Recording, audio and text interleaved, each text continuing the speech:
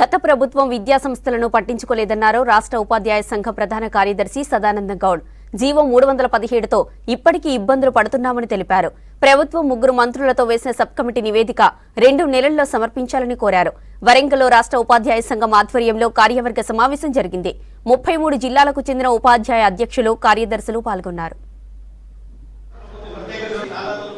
నిర్వహించబడుతున్న మొదటి కార్యవర్గ సమావేశంలో ప్రధానమైన అంశాలతో ఈరోజు చర్చిస్తున్నాం. ప్రధానంగా రాష్ట్ర ప్రభుత్వము పిఆర్సి కమిటీని వేసి 5% ఐఆర్ ఉపాధ్యాయ ఉద్యోగ సంఘాలతో ఏమాత్రం మాట్లాడకుండా గత ముఖ్యమంత్రి గారు వేసిన సందర్భంలో మరి రాష్ట్రంలో పెండింగ్లో ఉన్న 3 డిఏలను తక్షణమే విడుదల చేయాలా. ప్రస్తుతం 4వ డిఏలో కూడా రావాల్సిన అవసరం ఉంది.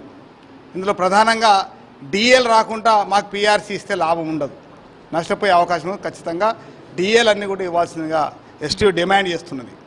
ఇదే సందర్భంలో ఈరోజు రాష్ట్ర ప్రభుత్వము 317 జీవో తీసుకొచ్చి ఉపాధ్యాయుల ఉద్యోగుల్లో వాళ్ళ జీవితాలను కూడా చెల్లాచెదరచేసిన సంఘటనలు ఈ ప్రభుత్వం వచ్చిన తర్వాత గౌరవ ముఖ్యమంత్రి గారు ఒక సబ్ కమిటీని నిన్ననే వేసి ఆ కమిటీ ద్వారా చర్చించి సాధ్యాలను పరిశీలించడానికి కమిటీని వేయడం జరిగింది.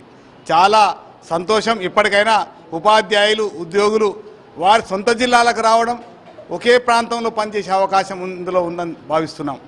ఇక్కడే పుట్టి ఇక్కడే పెరిగిన వాళ్ళందరూ కూడా వాళ్ళ స్థానికతను కోల్పోయి ఎక్కడికో వెళ్ళిపోయిన సందర్భం మనం చూస్తున్నాం. కాబట్టి వాటన్నిటి పట్ల ఈ కమిటీ త్వరలోనే కమిటీ సిఫార్సులను ఉపాధ్యాయ ఉద్యోగ సంఘాలతో చర్చించి 2 మాసాల్లో వాటిని పూర్తి దశకు తీసుకురావాల్సిందిగా ఎస్టీ డిమాండ్ చేస్తుంది.